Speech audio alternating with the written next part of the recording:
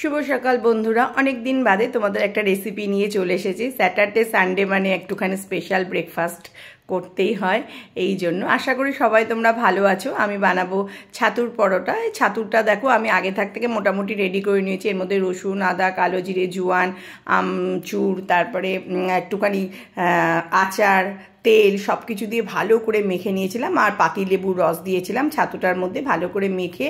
তারপর দেখো ময়দাটা মেখে এইভাবে লেচি করে নিয়েছি। এর মধ্যে এবার পুর দেবো। দেখো বড় বড় ডো করে নিয়েছি, করে এর মধ্যে দেখো পুরটা ভরে দিলাম, ছাতুর পুরটাকে। এবার ভালো করে এটাকে মুড়ে নিতে হবে। ভীষণ ভালো লাগে খেতে এই রকম ছাতুর পরোটা। তো আমি মাঝে মাঝে এইসব বানাই, বেশ ভালো লাগে সবার বাড়ির, আমার না, আমার হাজব্যান্ডের, আমার ছেলের প্রচণ্ড ভালো লাগে এরকম ছাতুর পরোটা খেতে।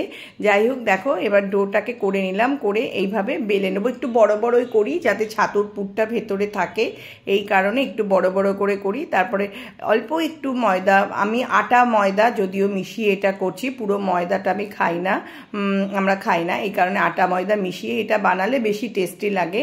তো এরপর দেখো একটুখানি গুঁড়ো আটা দিয়ে এটাকে আমি বেলে নিলাম।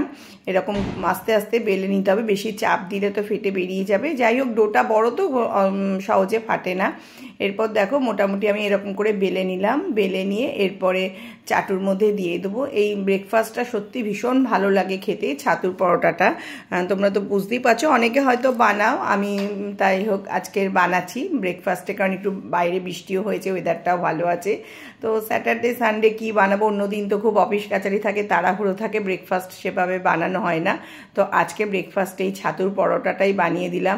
এটা তুমি তরকারির সাথেও খেতে ভালো লাগে, আবার দই, আচার সব কিছুর সাথেই খেতে ভালো লাগে। তবে আমরা এটা ছাতুর পরোটাটা বেশিরভাগ আচার আর টক দইয়ের সাথেই খাই। মোটামুটি দেখো ছাতুর পরোটাটা দেখো কত সুন্দর রেডি হয়ে গেছে।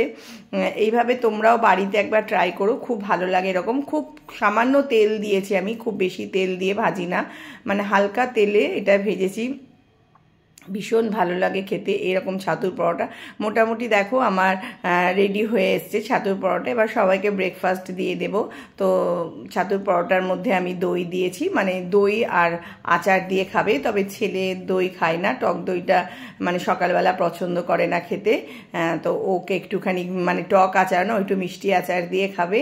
আর ওকে একটু আম কেটে দিয়েছি, সবাই আম খাবো। এটাই ছিল আজকে আমার ব্রেকফাস্টের মেনু। তো ছাতুর পরোটাটা কেমন হয়েছে তোমরা অবশ্যই একটু কমেন্ট করে জানিও। মোটামুটি রেসিপিটা তোমরা বুঝতেই পারলে আমি কিভাবে করেছি।